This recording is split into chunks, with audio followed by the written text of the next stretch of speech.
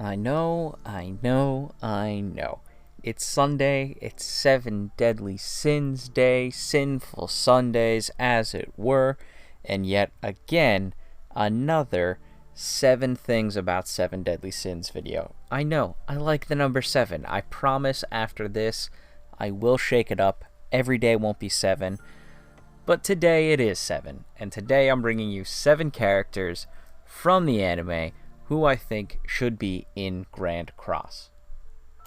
Now, the first few are going to be pretty obvious just because of the way that the game is structured. Now, these characters have not come out in Japan as far as I'm aware.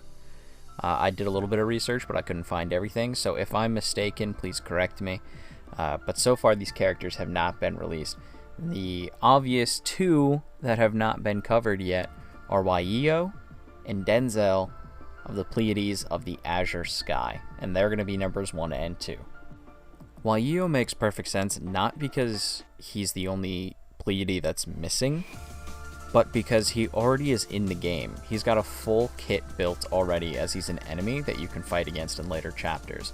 Now, I know they did the same thing with Matrona. Matrona already had an in-game model and an in-game skill set, so I expect that we'll see Waio sooner rather than later. But I did want to put him on this list because it's a pretty obvious missing character that should be in the game, especially because we have Dogedo. Like, come on, Waio's way cooler. And how are you going to have the Pleiades of the Azure Sky without their leader, Denzel Leonis? It makes no sense to me that the king's own brother, such a significant character, yes, he doesn't get a ton of screen time, but he's the leader of the Pleiades. You can't have all the Pleiades and not have their leader. Denzel does not have a character model or his animations or even his attacks planned out yet, so I'm going to throw in a few character design choices that I would like to see put in, and I'm going to do that for the characters that are following as well. So one of the things I thought would be really cool is if Denzel was able to, for his ultimate, sacrifice his remaining HP to summon Narabasta, whose stats scale relative to how much HP Denzel had when he sacrificed himself. Now, that is pretty on theme with the anime, and we don't really get to see a ton of Denzel other than that moment. And yeah, Narobasta's a bit of a coward, and that doesn't end well in the anime, but what I would like to see is having a transformation functionality within 7DS. I'm surprised it wasn't done with Derriere, and why am I blanking on his name? Monspeet, there we go. Where they're able to turn into a greater demonic form because they've sacrificed so many of their hearts already. I was hoping we'd see something cool with their transformation there. We didn't. There's also been people looking for transformations for Escanor, and we didn't get that. We don't ever get to see the one. So it would be really cool if in-game we got a transformation, and that transformation was Denzel into Narabasta. Sticking with the theme of the royal family, I would love to see King Bartra. Now, I know he doesn't do anything significant. I know he's not militant or combatant in any way, shape, or form. But I do think a cool feature would be that since he can see the future, have his passive ability be when he comes into play, he's able to predict a future attack, whether it's like any attack. So it could even be an ultimate, but the whole thing is at random. So he selects a character at random and one of their attacks at random, and then is able to dodge that ability or allow the team to dodge that ability, even if he is not the one being targeted. I think that would be crazy, insane RNG, but it would be fun for me to see. And something I would guess, like, he's probably not a physical attacker, probably a ranged attacker. Maybe he throws insults at people as his attack, because it's pretty much the only thing we've ever seen him do. But yeah, I kind of like the theme of being able to predict an attack and be able to dodge it, so there could be something cool there. How do we not have Liz as a playable character yet? We have a million Elizabeths and you don't have a single Liz? All you have to do is take Elizabeth's model, cut her hair short, dye it red, and give her some splashy sword moves. And honestly, if we can't get Liz, I will settle for the old Lady Elizabeth. Just any other alternative life Elizabeth. I think that that's such a big factor in this last season, where that big discovery and Meliodas going through all the different lives that he's had with Elizabeth, and Liz has been there since season 1. I mean, it's very simple too. So you could have her start out as even like an R unit with the ability to scale all the way up, right? So she starts with like basic chainmail, then she gets the Deneful armor, and then she gets, or the Deneful shirt, and then the armor that you see her die in, and then her ultra rare is like resurrected angel form.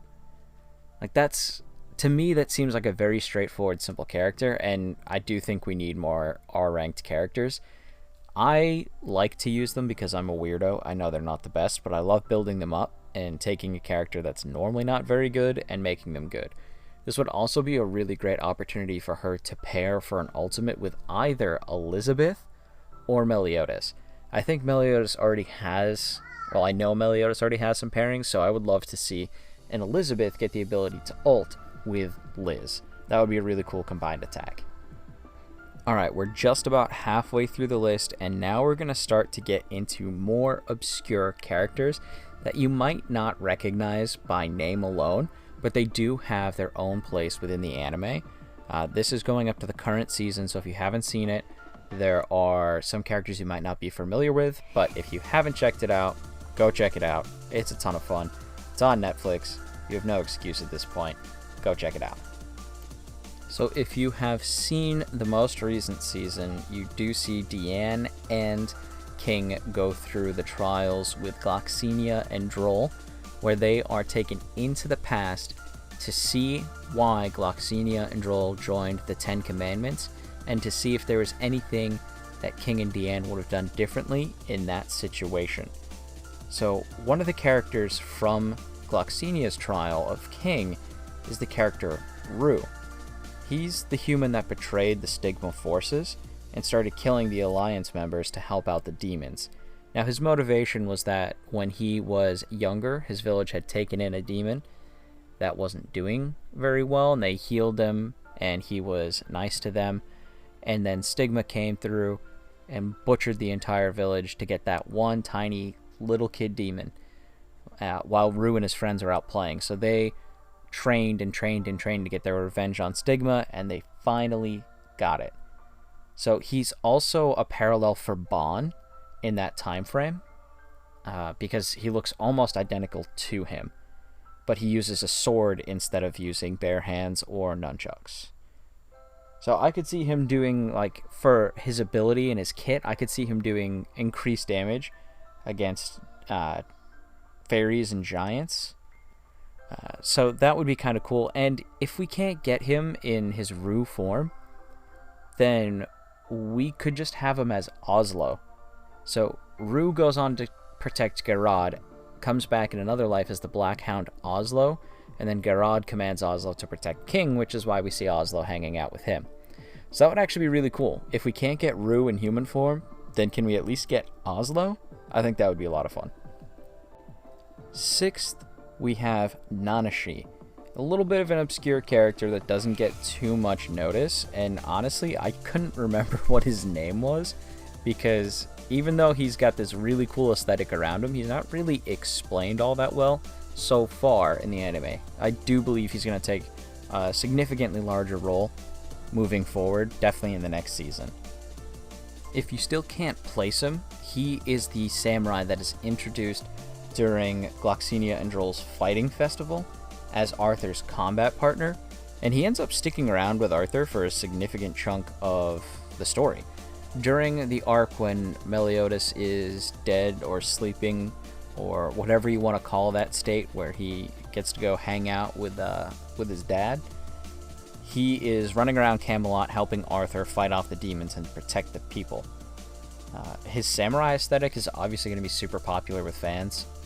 You can start him out as an SR or an SSR, and then just give him a full samurai look, like, with a hat, maybe double swords instead of a single sword, however you want to go with it. I think he should have one ranged attack with like an air slash type move, and then he should have either a single target or an AoE melee sideways slash. So you have a cut and you have a top to bottom slash. So I think those are more traditional slicing patterns using a katana. So I do think that that would be a fun little bit to his kit there. Just give him a little bit of functionality, and with his aesthetic, I think he'd be a very popular character. I saved the best and the most unlikely character for last. This is a personal choice, and one that I would love to see, because this character, I don't know what it is about them, but the 2 times...